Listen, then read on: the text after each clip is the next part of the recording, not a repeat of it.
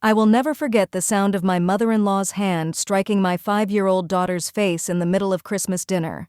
That sharp crack rang through the spotless dining room like a rifle shot, yet 20 relatives carried on slicing their glazed ham as if nothing had happened. But what my 8-year-old son said next made every person at that table go completely still. His words uncovered a secret that shattered our family forever. "My name is Brooke, and I need to share what happened last Christmas at the Hawthorne family dinner, because sometimes the people meant to shield our children become the ones who hurt them most, and sometimes it takes the bravery of a child to expose what grown-ups have chosen to overlook. Imagine this. My daughter Penny, 5 years old, with strawberry blonde curls and a gap-toothed grin, wearing the special Christmas dress with the bright red sparkly bow she had chosen weeks earlier. That morning she twirled in front of the mirror, asking me over and over if Grandma would think she looked beautiful. I said yes, even though in 7 years of marriage to her son, Judith had never once given either of my children a genuine compliment. Then there's my son Colton, 8 years old. Dark hair like his father's, but with my green eyes that notice everything. He's the quiet watcher, the child who sees what adults assume kids miss. While Penny spun in her dress, Colton sat on his bed that morning, carefully combing his hair the exact way Grandma Judith demanded boys should look. Presentable, in her words. I should have seen how his small hands shook just a little as he fastened his dress shirt buttons. My husband Trevor, 36, a successful mid-level manager at a consulting firm, the golden boy who could do no wrong in his mother's eyes. He was already tense that morning, glancing at his watch constantly, urging us not to be late. "You know how Mom is about punctuality," he said, adjusting his tie for the 4th time. Trevor inherited his mother's sharp cheekbones, but thankfully not her cruelty. Though he did inherit something worse, the lifelong habit of never standing up to her. And then Judith herself, 62, silver hair always impeccably styled, pearls more expensive than most people's monthly rent. She presided over the Hawthorne family like royalty, and everyone, from Trevor's siblings to distant cousins, knew their exact rank in her rigid order. I was at the very bottom, the small-town girl who somehow trapped her perfect son. My children ranked only slightly higher, good for holiday photos and country club bragging, but otherwise barely tolerated.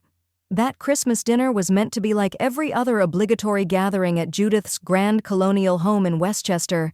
20 relatives squeezed around her antique mahogany table, eating from 3-generation china. The same stiff small talk, the same veiled barbs disguised as concern, the same collective pretense that nothing was wrong when Judith's remarks sliced too deep.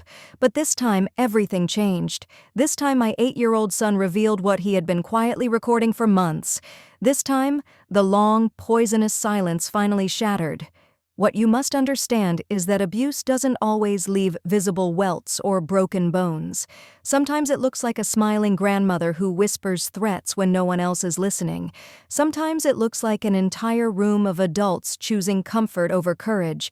And sometimes it looks like a little boy secretly snapping photos on his mother's old phone, gathering proof because he knows words alone won't be believed. That slap still haunts my sleep. Not only the sound, but everything it stood for. Years of concealed cruelty finally exploding into plain view. Penny's blood on the snow-white tablecloth, 20 forks hovering motionless, and Colton, my courageous, brilliant boy, rising with a bravery most adults never muster. "Grandma," he said clearly, "should I show everyone the bruises you told me to hide?" Those 11 words stopped time. They laid bare the truth that had poisoned every family occasion, every posed photo, every fake smile. While we protected Judith's perfect image, she had been injuring our children.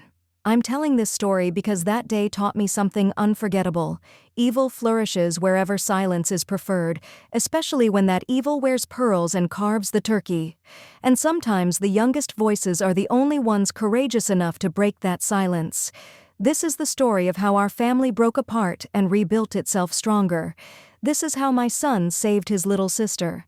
This is the Christmas dinner that ended not with pie and coffee, but with police lights flashing in the driveway.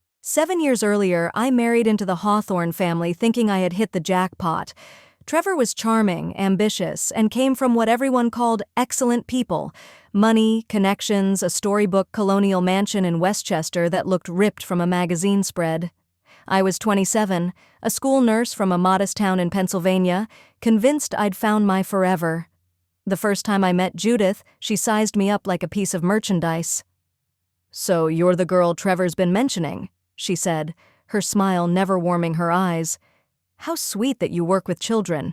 A very noble choice for someone without broader opportunities." Trevor brushed it off later, insisting his mother was simply protective and would come around. She never did.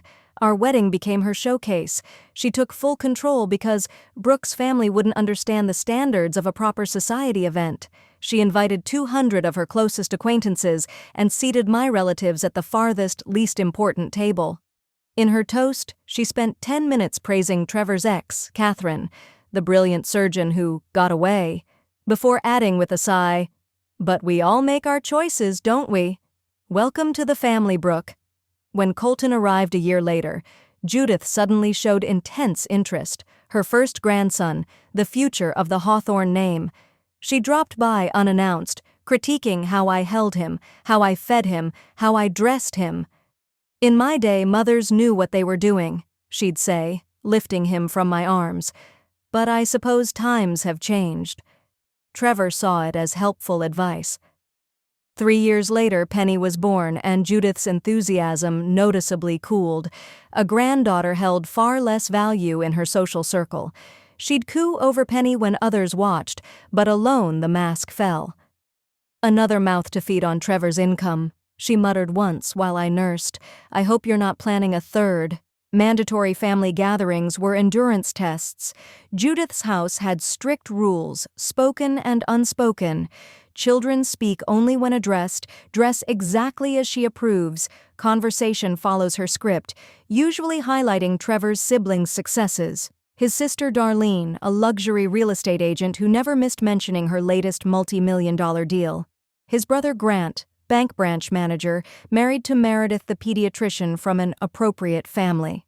Their twin boys, Harrison and Frederick, were constantly held up as models of perfect behavior. "Look how beautifully Harrison sits still," Judith would say, pointing to the 6-year-old who looked frozen in terror. Christmas dinner was always the pinnacle of tension. Everyone arrived by noon for cocktails, children banished to the basement playroom with orders not to disturb. Dinner precisely at 3, fixed seating, Trevor near his mother, me exiled to the far end between elderly relatives or toddlers. That morning, as we got ready, I noticed Colton arranging his outfit with unusual care. "Grandma likes my shirt tucked in perfectly," he explained, smoothing his collar again. "She gets upset if it's messy." "When did she tell you that?" "Last time. When you were helping Aunt Darlene in the kitchen. She said I looked like a vagrant." My stomach twisted. "Do you know what vagrant means, honey?" "Someone poor and dirty, but I'm not. Right, Mom?" I hugged him hard, fury rising. "You're perfect just the way you are." Penny burst in wearing her cherished red dress. "Will Grandma like it, Mommy?" Before I could answer, Trevor appeared, already suited. "We leave in 10. Mom hates lateness." "Your mother hates a lot of things," I muttered under my breath. "What's that mean?" "Nothing. Let's go." I'd learned long ago that arguing about Judith was pointless. Trevor had been conditioned since childhood never to question her. The 40-minute drive to Westchester was quiet. Trevor rehearsed topics that would please his mother, his promotion prospects, Colton's report card, anything except my job, which she considered beneath the family name. "Best behavior, everyone," he reminded us as we pulled into the circular driveway. "It's just one afternoon. If only we had known it would be the last." The moment Judith opened the door, I sensed something different. She embraced Trevor like a returning hero, ignored me completely, and addressed the children. "Colton, you're growing so tall. Penelope, that's quite a vivid dress." The word vivid sounded like an insult. Penny beamed anyway, twirling. "Mommy said you'd like it." Judith's gaze flicked to me, icy. "Did she? How kind of your mother to decide what I think. Inside, the house smelled of cinnamon and luxury candles. Every surface gleamed. Relatives were already there. Grant discussing stocks by the fireplace. Darlene showing beach house photos near the piano. "Brooke," Darlene said with exaggerated warmth, "still at that little school? How charming." "I love my job," I replied, helping Penny with her coat. "Of course you do," Judith cut in. "Not everyone can aim higher." Colton pressed against my leg, avoiding eye contact. When Meredith tried to say hello, he barely whispered back. This wasn't like him. "Colton, are you okay?" I knelt. He glanced at Judith, then at me. "My stomach hurts a bit." "Since when?" "Since yesterday, when Dad brought us here to help Grandma set up, while you were buying pie stuff." I hadn't known about that visit. Trevor hadn't mentioned it. "What happened yesterday?" "Nothing," he said quickly. "Can I stay with you instead of the playroom?" Judith's voice sliced down. "Absolutely not. Children go downstairs. Harrison and Frederick are waiting. Colton, take your sister now." The sharpness made Penny's face crumple. Colton took her hand protectively, and they disappeared down the stairs. Unease settled heavily in my chest. During cocktails, I stayed in the kitchen, helping Rosa, the housekeeper who had worked for them 15 years, the only person who ever treated me kindly. "Children okay?" Rosa asked softly. "I think so." "Why?" "Yesterday I heard crying. Senora Judith was very angry." Before I could press, Judith appeared. "Brooke, we don't pay Rosa to gossip. Perhaps you could make yourself useful and check on the children." Downstairs, Harrison and Frederick played with blocks. Penny sat alone with her doll. Colton stood by the window, watching snow. "Where's Penny's cousin?" I asked Harrison. "Grandma said Penny talks too much and gives headaches, so we're not allowed to play with her." My fists clenched. I pulled Penny onto my lap. She lit up telling me about her Christmas pageant. For a few minutes we existed in our own safe bubble. Then Judith called, "Dinner!" The table was set impeccably. Hawthorne china, crystal, place cards. As always, Trevor sat near his mother. I was at the opposite end beside elderly deaf Aunt Ruth and Grant's restless twins. Judith gave her usual blessing, thanking God for family prosperity and the wisdom to uphold standards in this increasingly common world. She stared straight at me on that last phrase. Penny, thrilled to be at the adult table, bounced excitedly. When the rolls came, she reached eagerly and knocked over her water glass. Water flooded the pristine cloth. "Oh no, sorry, she cried. Judith's face darkened. "This is precisely what happens when children lack proper discipline. They behave like animals." "It was an accident," I said, starting to stand. "Sit down, Brooke. You've already done enough by teaching her such behavior is fine." Trevor stayed silent, eyes on his plate. The others resumed eating. Penny, desperate to fix things, began chattering. "At my pageant, Miss Rodriguez said I was the best angel, and my wings were so pretty, and I didn't forget any lines, and Mommy made my halo." The slap came lightning fast. Judith's hand cracked across Penny's face. Her head jerked sideways, shock, then pain. Blood welled from her split lip, dripping onto the red dress she loved. "Shut up like your useless mother," Judith hissed. "No one wants your endless noise." For a heartbeat, the room froze. Then, unbelievably, forks moved again. Uncle Raymond sliced ham. Aunt Francine sipped wine. Grant asked Harrison about school. 20 adults ate Christmas dinner while my 5-year-old bled. I shot up, chair scraping. "What the hell did you just do?" "I corrected a child who desperately needs it," Judith replied calmly, dabbing her lips. "Something you clearly cannot manage." I pushed past her to Penny. Judith blocked me. "Sit. You're causing a scene."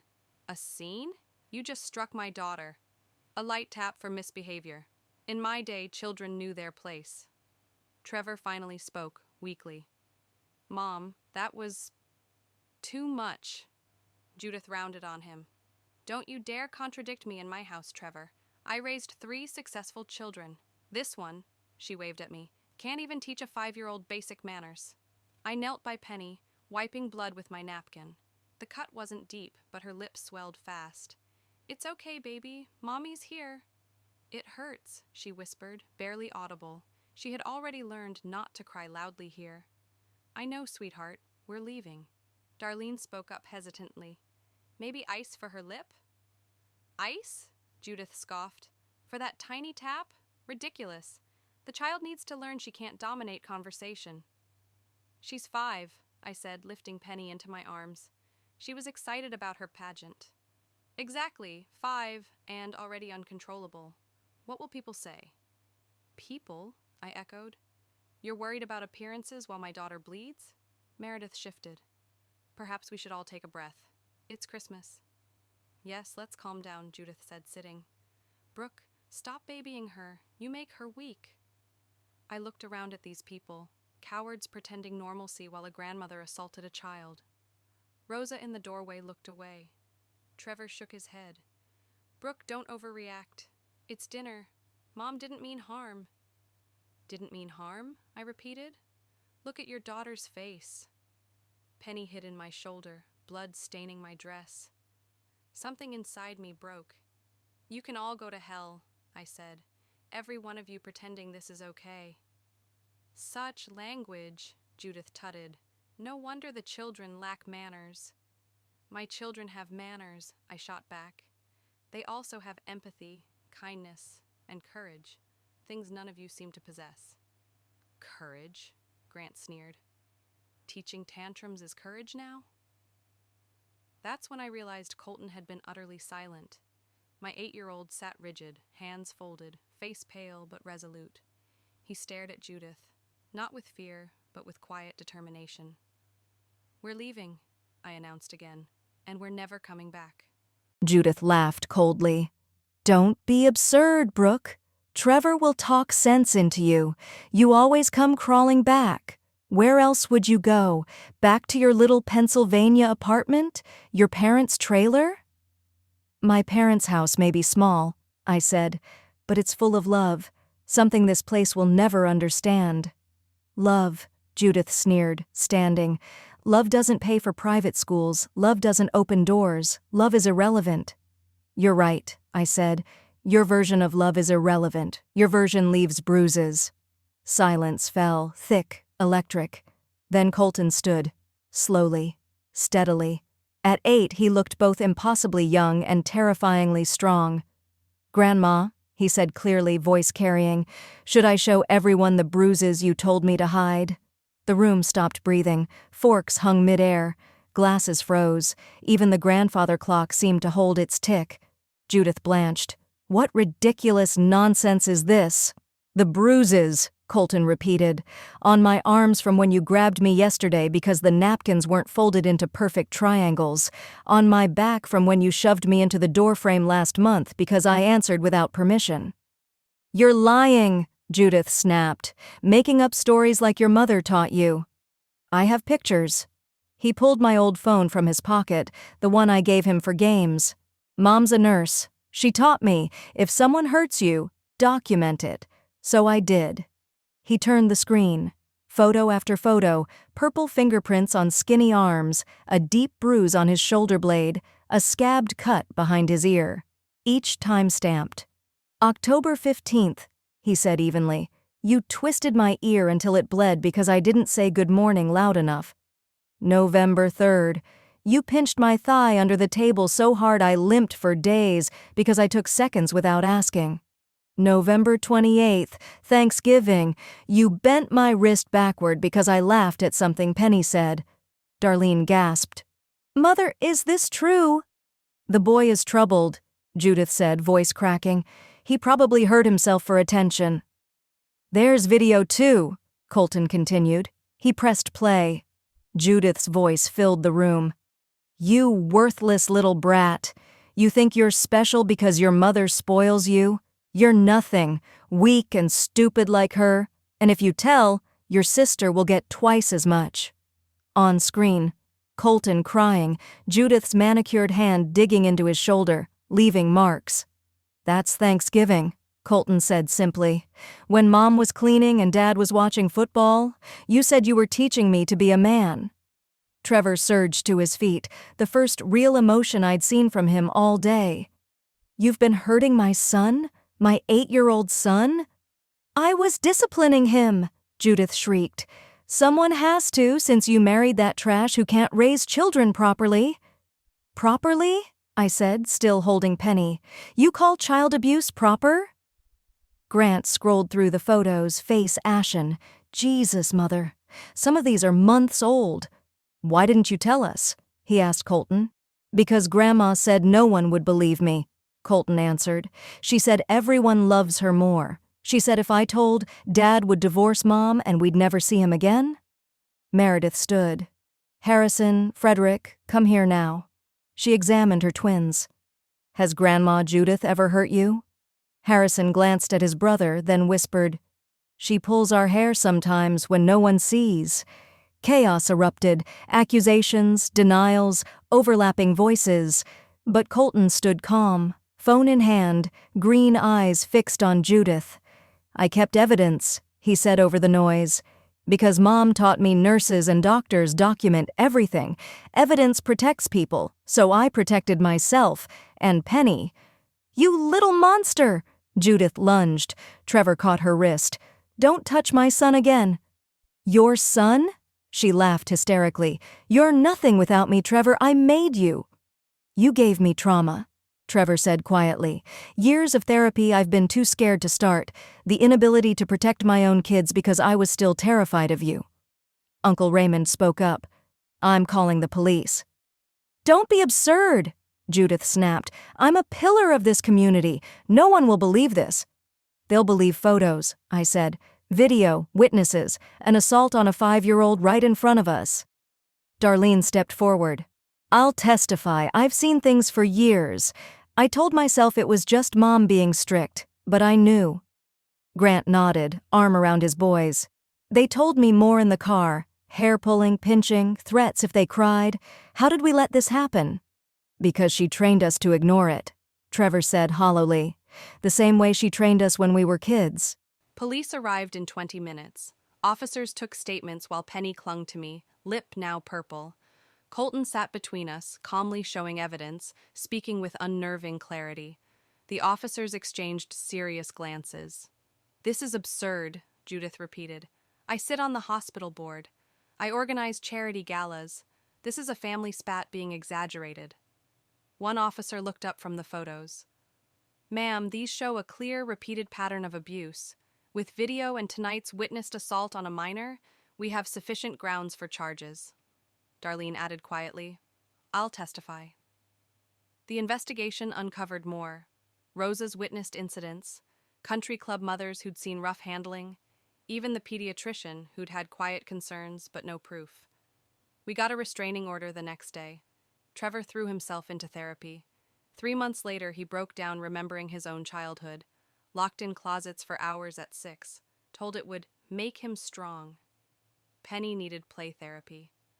For weeks she flinched at raised hands, but surrounded by love, she slowly healed.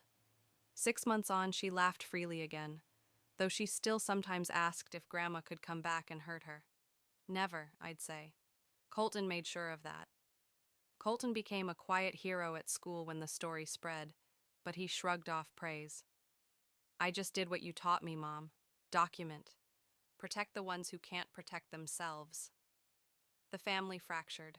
Half sided with Judith, sending venomous emails about how we'd ruined a good woman's reputation. I blocked them. The other half began their own healing. Darlene started therapy, uncovering anxiety rooted in childhood. Grant and Meredith set strict, no unsupervised grandparent rules, even for their own parents. Uncle Raymond apologized personally. I was a coward. I should have spoken up years ago. Judith faced assault and multiple child abuse charges.